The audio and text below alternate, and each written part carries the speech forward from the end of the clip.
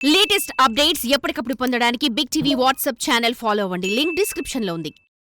Megastar Chiranjeevi మరోసారి రాజ్యసభలో అడుగుపెట్టబోతున్నారా? ఈసారి పార్టీలతో సంబంధం లేకుండా మేధావుల కోటాలో ఎంపీ కాబోతున్నారా? ఆ పద్మ విభూషణ్ ని రాష్ట్రపతి కోటాలో నామినేట్ చేస్తారా?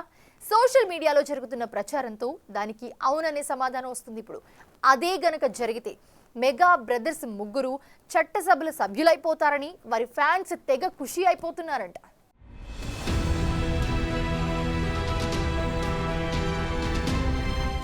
పవర్ స్టార్ పవన్ కళ్యాణ్ తన కెరియర్ ని పణంగా పెట్టి పొలిటికల్ ఎంట్రీ ఇచ్చారు. మొదట్లో తన అన్నయ్యకు అండగా ప్రజారాజ్యం పార్టీ తరపున 2008లో విస్తృత స్థాయిలో ప్రచారం చేశారు. అయితే ప్రజారాజ్యం పార్టీకి ప్రజల ఆశీర్వాదం దక్కలేదు. చిరంజీవి తన పార్టీని కాంగ్రెస్ లో విలీనం చేయడంతో పవన్ రాజకీయాలకు దూరమయ్యారు. అప్పుడు ఆయన పాలిటిక్స్ లోకి రీఎంట్రీ ఇస్తారని ఎవరు ఊహించలేదు. ప్రజాసేవ కార్యక్రమాలు నిర్వహిస్తున్నా తిరిగి రాజకీయాల్లోకి రారని అంతా భావించారు.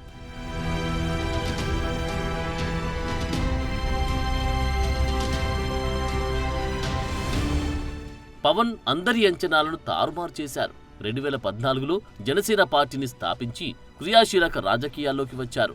అప్పుడు ఆయన ఎన్నికల్లో పోటీ చేయలేదు. టీడీపీ, బీజేపీలకి తన సంపూర్ణ మద్దతు తెలిపి అధికారంలోకి రావడానికి తోడ్పడ్డారు. అయితే 2019లో మాత్రం టీడీపీ నుంచి విడిపోయి సోలోగా పోటీ చేసి ఒక్క సీటుకే పరిమితమయ్యారు. పవన్ కళ్యాణ్ పోటీ చేసిన 2 స్థానాల్లో ఓడిపోయారు.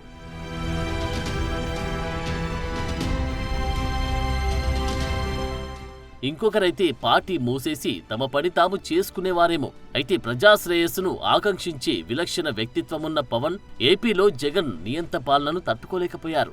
తిరిగి కూటమి ఏర్పాటులో కీలక పాత్ర పోషించారు. ప్రభుత్వ వ్యతిరేక ఓటు చీలిపోకూడదని పట్టుబట్టి తిరిగి 2014 నాటి కాంబినేషన్ ని రిపీట్ చేయించారు. ప్రస్తుతం డిప్యూటీ సీఎంగా జాతీయ స్థాయి ఇమేజ్ సంపాదించుకున్నారు.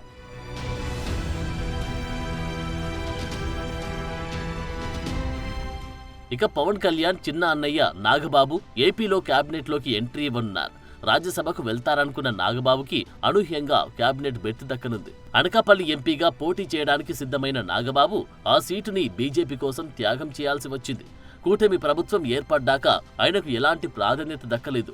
రాజ్యసభకు పంపుతారని ప్రచారం జరిగినా అది వర్కౌట్ కాలేదు. అయితే ఏపీ క్యాబినెట్లో ఖాళీగా ఉన్న ఒక బెర్త్ని నాగబాబుకి కన్ఫర్మ్ చేసినట్లు ముఖ్యమంత్రి చంద్రబాబు స్వయంగా ప్రకటించారు.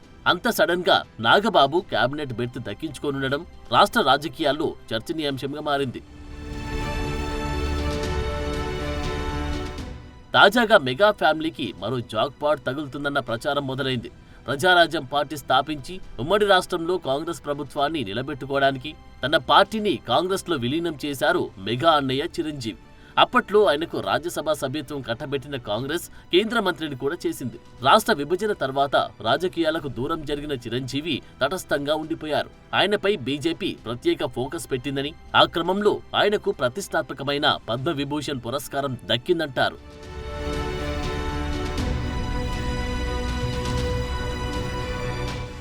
ఏపీలో బలపడాలని చూస్తున్న బీజేపీ చిరంజీవిని రాజకీయంగా ఓన్ చేసుకోవాలని చూస్తుందన్న ప్రచారం జరుగుతోంది. అయితే గత ఎన్నికల్లో తమ్ముడు పార్టీకే ప్రచారం చేయని చిరు ఏ పార్టీలో చేరడానికి సిద్ధంగా లేరంటున్నారు. అందుకే బీజేపీ వ్యూహాత్మకంగా పావులు కదుపుతుందన్న ప్రచారం జరుగుతోంది. చిరంజీవిని ప్రెసిడెంట్ కోటాలో సినీ రంగ మేధావిగా రాజ్యసభకు పంపుతారని సోషల్ మీడియాలో ప్రచారం వైరల్ అవుతుంది. ప్రస్తుతం రాష్ట్రపతి కోటాలో 4 రాజ్యసభ స్థానాలు ఖాళీగా ఉన్నాయి. జూలై 14న ఖాళీ అయిన ఆ స్థానాలను జనవరి 14లోపు భర్తీ చేయాలంట. అందులో ఒక స్థానానికి మెగాస్టార్ చిరంజీవి పేరు కేంద్ర ప్రభుత్వం పరిశీలనలో ఉందట. అదే జరిగితే మా మెగా బ్రదర్స్ ముగ్గురు చట్టసభల్లో ఉంటారని వారి ఫ్యాన్స్ తెగ ఖుషి అయిపోతుంది.